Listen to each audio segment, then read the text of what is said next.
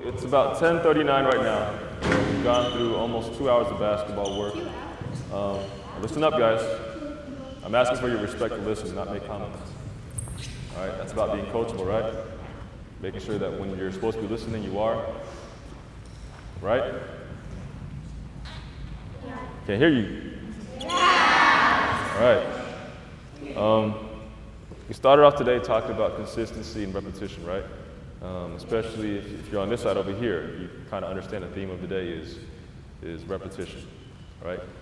A lot of things you're doing are pretty simple, pretty basic, but we're doing them over and over again, like our layups. Right? Kind of split you guys up. Some of you guys are left-handed, some of you guys are right-handed. All right, we're dominant on one side versus the other. I can write with this hand. Over here it looks like chicken scratch. Okay, it's different, right? Okay, we come in the gym every day, or you come in the gym every day. You see basketballs, everybody shoots the ball. All right? Then we go out there and we try to compete in a real game setting. A lot of the small things we just can't get quite right, like a layup. How many of you have been in a fast break situation? Your teammate got the rebound, they made an outlet pass to you, you're going down the floor, you're like, I got this, 2 points, and all of a sudden you take a layup as hard as you can, and the next thing you know that basketball is like 10 feet behind you, because you threw it off the backboard. I see some hands raised. Okay, all right, all right, all right. That's why someone brought up a good point. I think you said, my coach tells me to shoot like this. Okay, that's fine. I'm not saying your coach is wrong, all right? When your coaches, they're coaching for the game. All right, you guys have a game this week, and you guys have a game today. All right, I'm probably not going to say, if you're not good at doing this, I'm probably not going to tell you to do that in the game, right? Because the goal is to win the game. But when it comes down to your practice time, especially outside of that, there's no scoreboards are up. There's no other team, there's no referees. All right, nobody wins or loses here. All right, this is where the things that you're not that good at yet, the things that you're trying to get better at, you can work on. Like taking the proper layup with the hand that's not as dominant as the other one. Right? Making sure that we can apply enough touch on the basketball so it doesn't just, cannonball itself off the backboard, all right? But it can gently go up with some consistency and come back down inside the rim, right? With enough force that doesn't just leave the space you want it to, right? But that's where practice comes into play, all right? A lot of you guys are like looking at your feet. I'm looking at what foot goes first, and I'm pleading with you, please take this foot first, or that foot, depending on what hand you're using, all right? A lot of you go into the drill, and you start walking into it, okay? In basketball, that's a violation, right? If you do this in a basketball game, what happens? Referee blows a whistle, travel, and then now they take it from you, all right? All right? And this is what happens. A lot of times players do this. They go to a basketball game like this. No! So the only person you have to be upset with is yourself, right? Why are you mad at the referee? You mad at the other team, all right? Or you mad at yourself because you didn't focus and took the time to make sure that that becomes consistent, right? Who here is not breathing? Who here isn't breathing? Okay, okay. All right, all right. All of you are breathing, right? Now ask yourself this, do you have to think about it? Who thought about it before I said it? All right? Most of you don't really think about it. And in reality, throughout the day, you probably forget that you have to do it, but you just do it anyways. It's just a natural occurrence, right? It's almost as natural, not quite, but almost if I say for most of you that are right-handed, take a right-hand layup. I watch you take a layup, it looks fine.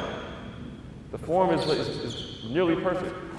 All right, you dribble, you don't think about it, you just go in there, the proper foot goes first, the hand on the right side goes with the dribble, you shoot up, proper leg goes up, everything looks good. I say go left hand, you guys look like everything just throws off. It's not as natural, right? It's about making the things that are fundamental natural in your basketball game, all right? And that becomes something you have to work on that needs to be consistent. Constant repetition, like I said before, you practice the same thing over and over again. But if it's the wrong thing, all right, you're not really getting better. You're just getting better at what's wrong. Right? But if you practice the same thing over and over again with consistency with what it is that you're supposed to be doing, then that's where you're going to see the level of improvement you need to get. So when we're working on layups, if we're going constantly over and over again, I need you to make 20 left-hand layups in a row. And if you miss 19, guess what? Go back to 1. Right?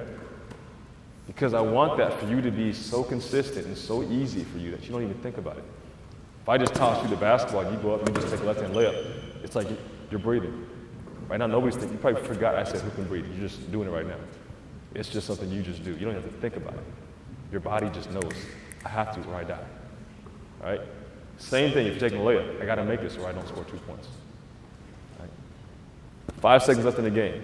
You're down by 1. Your team gets that necessary turnover on a press. Teammate gets the ball, outlets to you.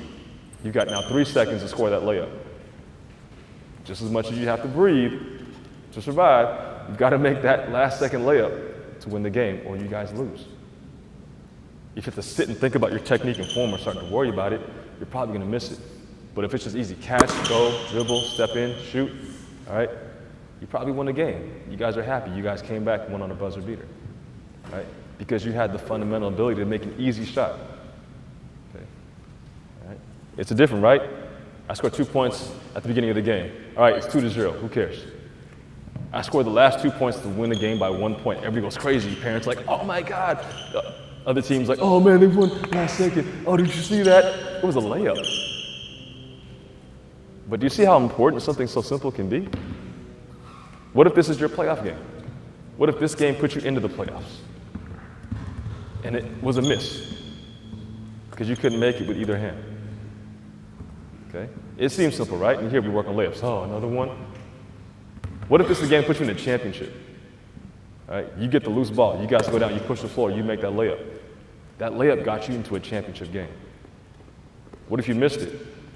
Now the other team gets to go, and you just watch them, and you're looking sad. Season's over. Again, small things, fundamental things are very important. All right? I know a lot of you guys think, oh, okay, it gets boring, but again, if you're sitting here and you're missing these, all right? Think of any important game you've been in or any important situation that you've been in where one of these simple layups with either hand, all right, would have helped your basketball season go on, would have helped win that one game for you. All right? Same thing with free throws, right? All right?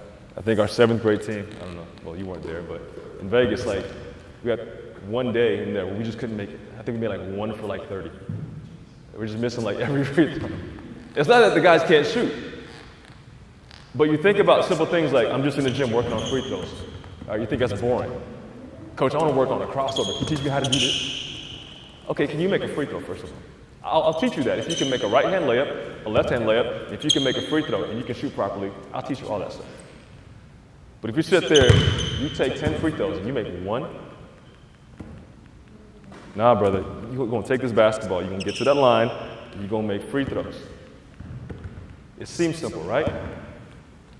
But in a game, what if you lose by 5 points, but you missed 10 free throws? You made half of them. Half of them. Think of the difference. Right? So I know the younger players over there, you guys are working on some fundamental skills. That's good. It's boosting up your basketball ability. A lot of the older players, you guys are working on some stuff over here. It's a little bit more, you know, kind of back in terms of what you feel is your skill level. But again, unless you're perfect at this, and you're guaranteed that in the game, 99% of the time, all right, these are makes because accidents happen. All right? These are things that should be a part of your constant curriculum of improving your basketball abilities. All right? Again, work on the things you can't do now. When you get with your teams and you're in practice or during the game time, just do what you can to win the game. But when it comes down to being outside of that, all right, this is your chance. This is your off season. Make yourself bigger, faster, stronger, and better at everything. All right? Real quick, let's take a quick break. Come on back, and we'll get to the next part. I think we have defense coming up next. All right? Go.